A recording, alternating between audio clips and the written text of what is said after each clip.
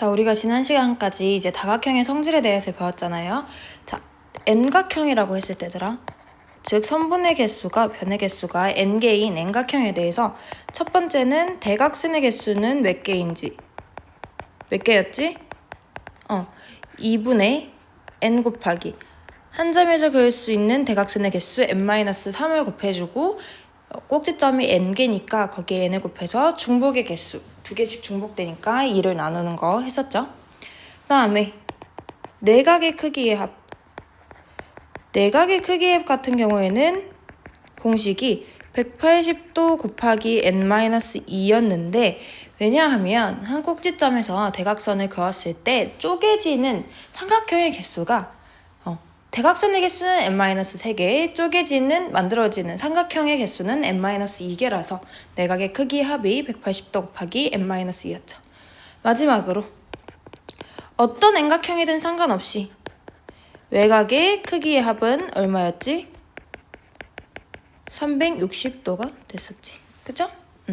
요렇게 했었는데 얘는 얘들아 n각형이야. 그러니까 선분의 개수가 n개기만 하면 다 성립하는 성질이고요. 자, 특별한 케이스에 대해서 한번 배워볼 건데 정다각형에 대해서 한번 배울게. 얘는 다각형이지, 다각형. 자, 정다각형은 다각형 중에서도 첫째, 내각의 크기가 모두 같고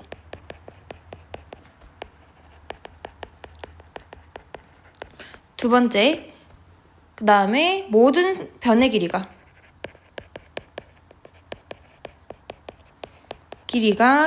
같다. 같을 때 정다각형이라고 해.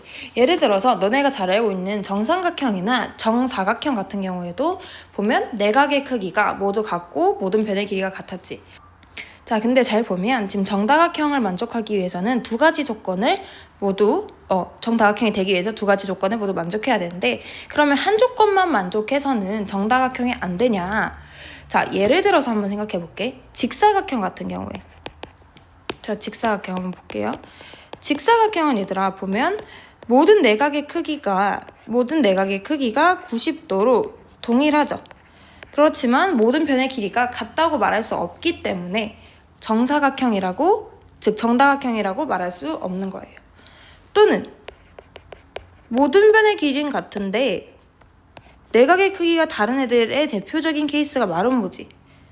얘랑 얘는 같지만 이렇게 네 개는 모두 다, 그러니까 네 각이 모두 같진 않잖아. 이런 애들은 모든 변의 길이는 같지만 내각의 크기가 모두 같지 않아 정다각형이 되지 않는 애들이 대표적인 케이스 두 개예요. 이건 꼭 기억하도록 하세요.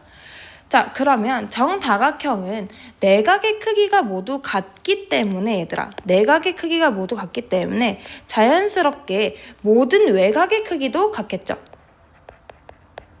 외곽의 크기가 모두 같겠죠. 왜냐면 똑같이 180도에서 빼면 되잖아. 그쵸?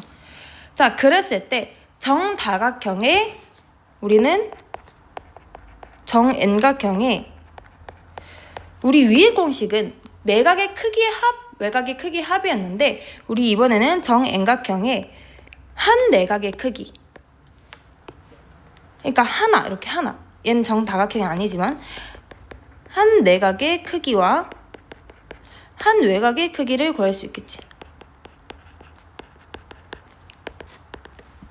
모든 내각의 크기야 모든 외곽의 크기는 같기 때문에 그 각의 크기가 같은 게 n개씩 모여있지, 똑같이.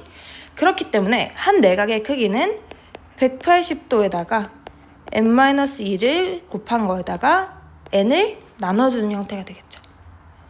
외곽의 크기는 360도를 n개로 나눈 게 되겠지. 이제 많은 애들이 헷갈리는 게 얘는 요 공식은 어디에서만 성립하는 성질? 정n각형에 대해서만 성립하는 성질. 얘는 모든 다각형에서 다 성립하는 성질이에요. 얘는 정다각형. 그죠? 구분해줘야 돼요. 특별한 케이스에서만 성립하는 성질이죠. 자, 이렇게 하고 우리는 페이지 이제 원에 대해서 한번 배워볼 건데 교과서 페이지 197쪽을 한번 볼게. 197쪽을. 자, 197쪽을 보면 자, 우리는 이제 원과 부채꼴에 대해서 배워볼 거야. 자,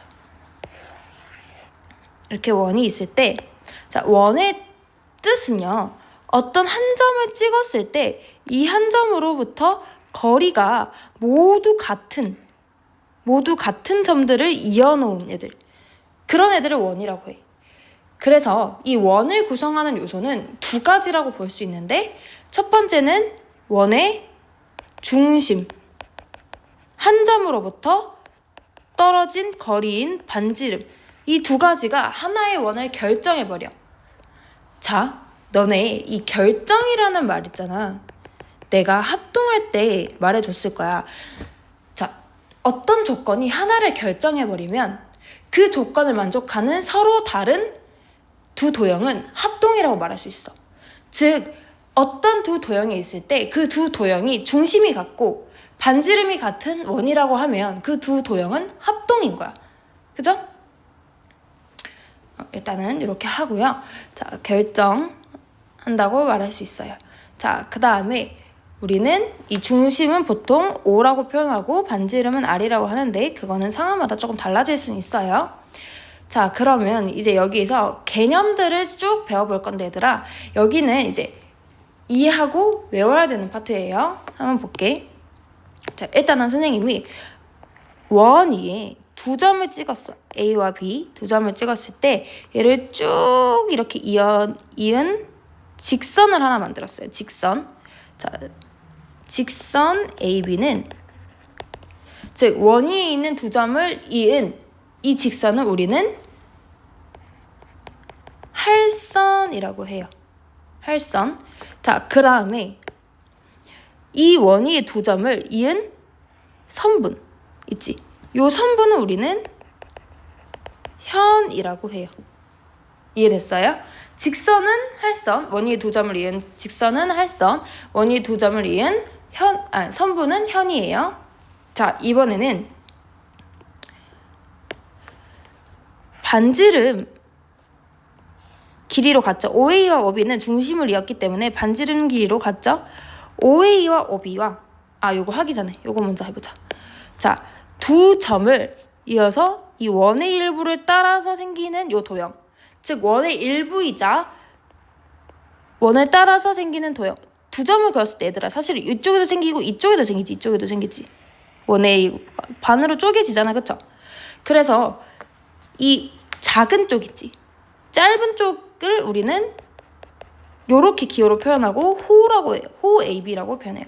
자, 다시 정리하면 원 위에 두 점을 찍었을 때 그 두 점을 지나는 직선은 할선, 선분은 현, 그리고 두 점을 지나는 원의 일부는 호라고 하는데, 특히 작은 쪽에 짧은 쪽에 원의 일부를 호 AB라고 해요. 그러면 이 큰 쪽은 어떻게 나타내느냐? 이 큰 쪽에 임의점 C를 잡아서 그냥 한 점 C를 찾아서 ACB라고 표현하면 얘도 호가 되는 거예요. 자, 요렇게 원 위에 점 두 개를 잡았을 때 생기는 도형 세 가지를 한번 봤었고, 자, 아까 하려다가 놓친 거, 못한 거, 반지름 OA와 OB와 그리고 호 AB로 이루어진 요 도형, 호 AB로 이루어진 요 도형을 우리는 뭐라고 하냐? 부채꼴 AOB라고 해요. 부채꼴 AOB. 자, 즉 부채꼴은 두 반지름과 호로 이루어진 둘러싸인 도형이라고 볼 수 있고, 이 부채꼴이 나오면 자연스럽게 설명될 수 있는 것들이, 설명되는 게 뭐냐면 이 부채꼴의 요 부분, 중심각을 설명할 수 있어. 자, 이 중심각은 각 A, O, B에 해당하죠. 부채꼴이 주어졌을 때마다 우리는 중심각을 찾을 수 있는데, 그래서 이 각 A, O, B는 부채꼴 A, O, B의 AOB의 중심각이라고도 할 수 있고요. 또 다른 의미로 부채꼴을 구성하는 애 중에서 호 있지. 호. 요 호 AB의 중심각이라고도 말할 수 있어요. 됐어요? 자, 아까는 두 반지름과 호로 이루어진 도형을 봤었고요. 마지막으로 볼 도형은 뭐냐? 자, 현과 호로 이루어진 요 도형. 현과 호로 이루어진, 즉 현 AB와 호 AB로 이루어진 도형. 요런 애들을 우리는 활골이라고 해요. 활골이라고 해요.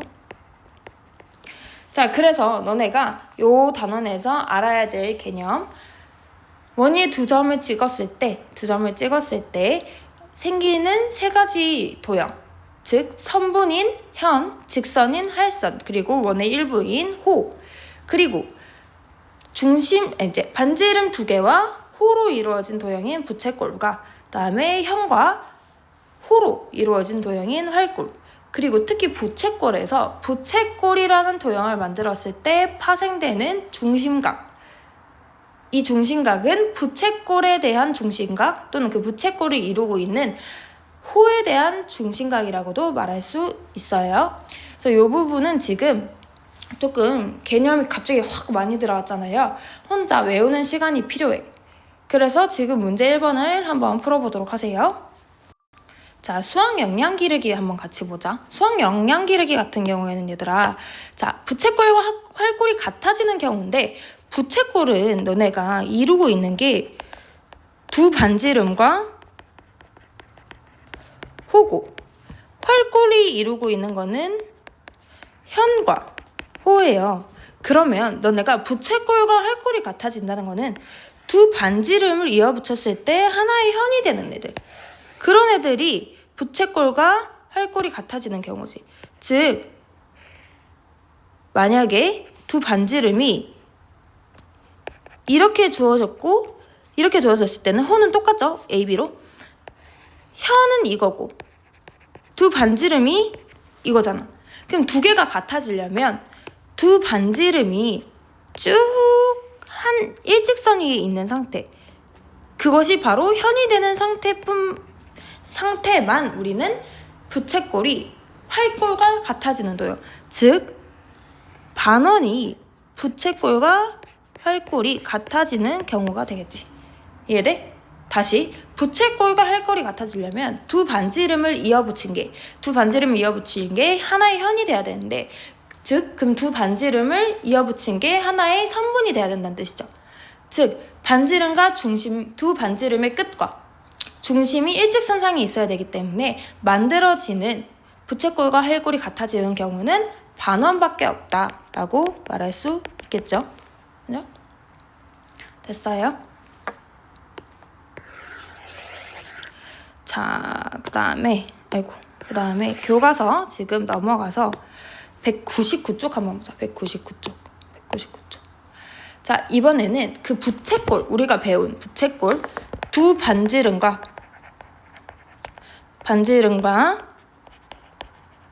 호로 이루어진 도형이죠. 이 부채꼴에 대해서 그 성질에 대해서 한번 볼 건데, 자, 이거를 하기 전에 너네 이걸 한번 보자.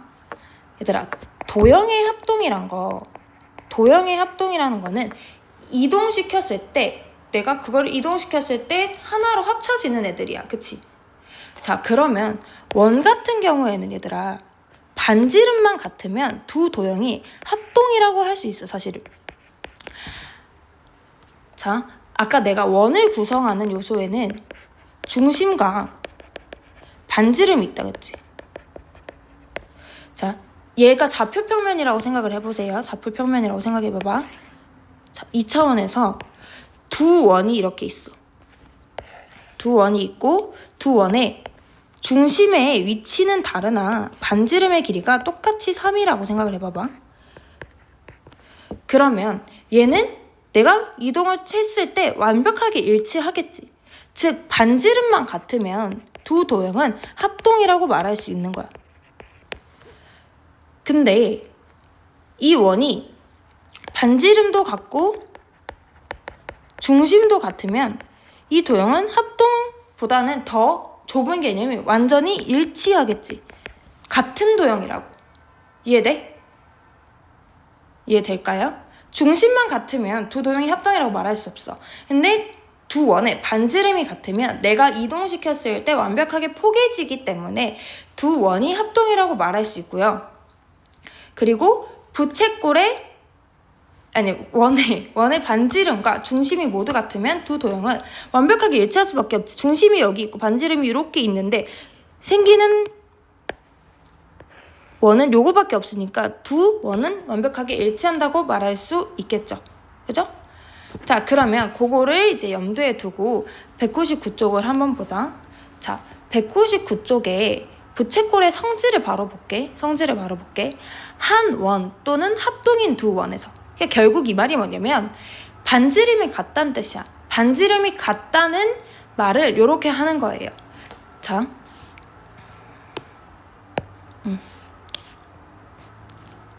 한 원 또는 합동인 두 원에서, 한 원에서 일단 볼게.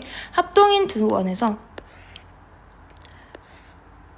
중심각의 크기가 같으면, 얘들아. 이거 아유 너무 안 같네. 잠시만. 중심각이 같은 두 부채꼴의 호의 길이와 넓이는 같아요.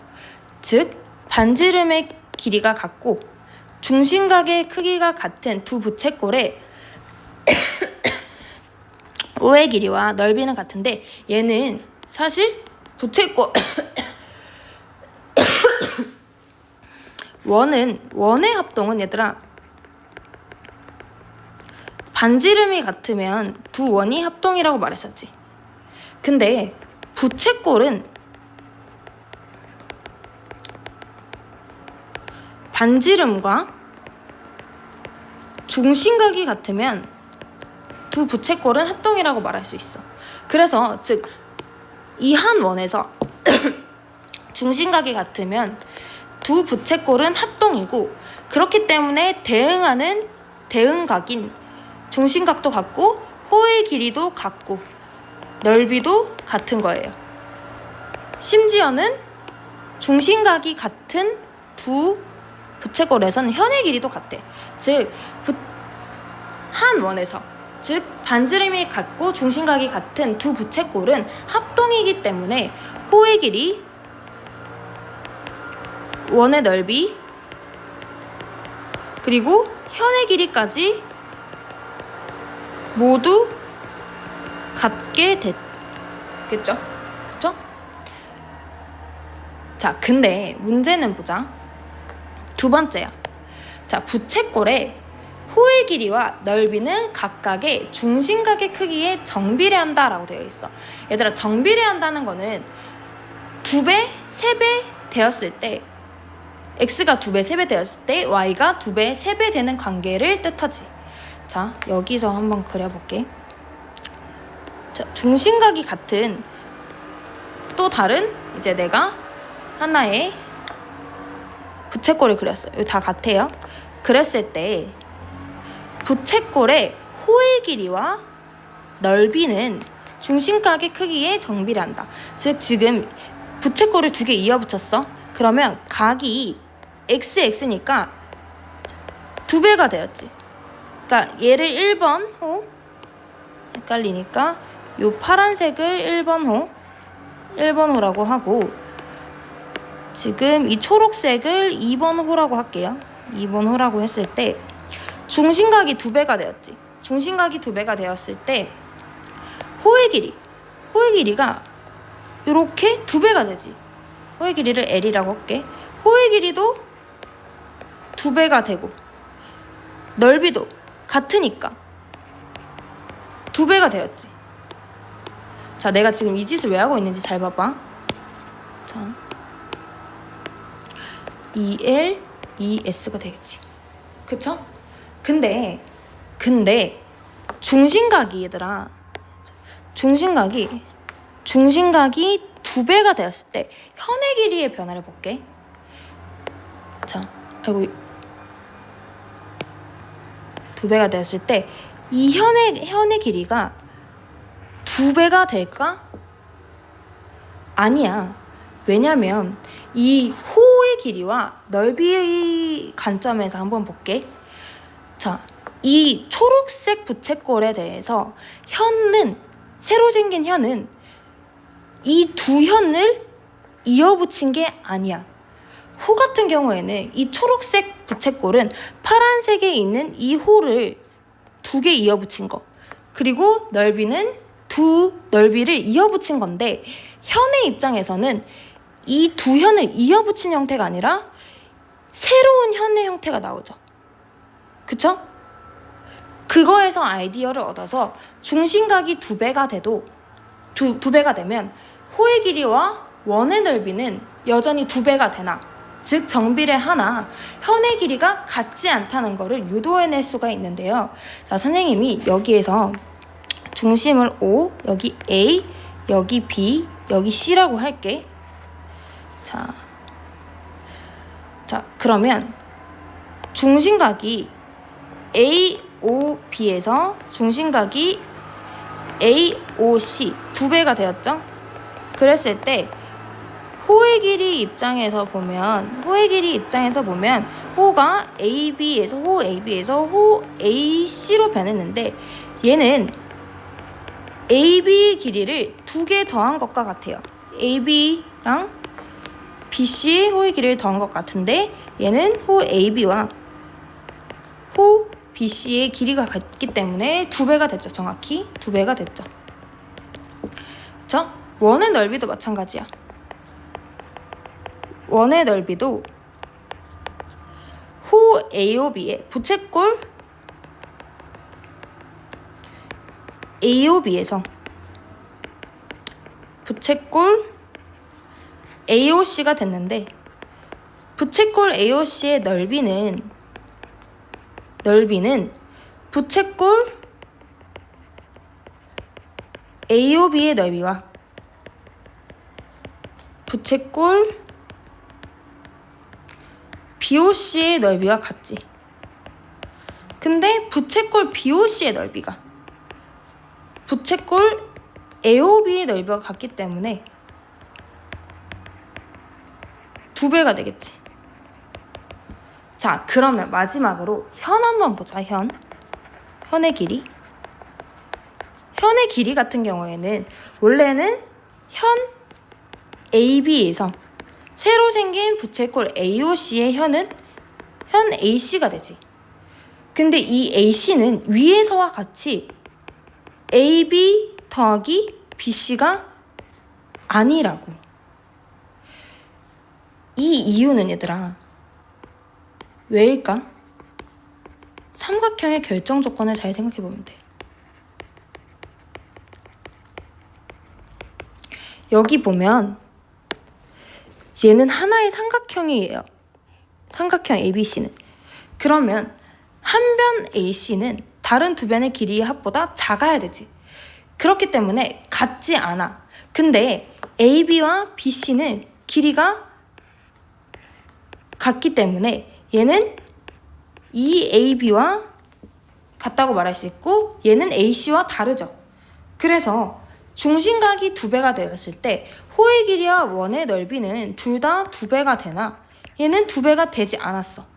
그래서 지금 교과서 199쪽에는 부채꼴 호의 길이와 넓이만 그 각각의 중심각의 크기에 정비례한다고 되어 있죠. 됐어요? 그래서 지금 문제 4번 보면 오른쪽 그림에서 한 원에서 중심각의 크기에 정비례하지 않는, 현의 길이는 중심각의 크기에 정비례하지 않는 이유를 선생님이 대략적으로 설명을 했는데, 너네가 한번 직접 써봐. 지금 교과서에 한번 써보세요.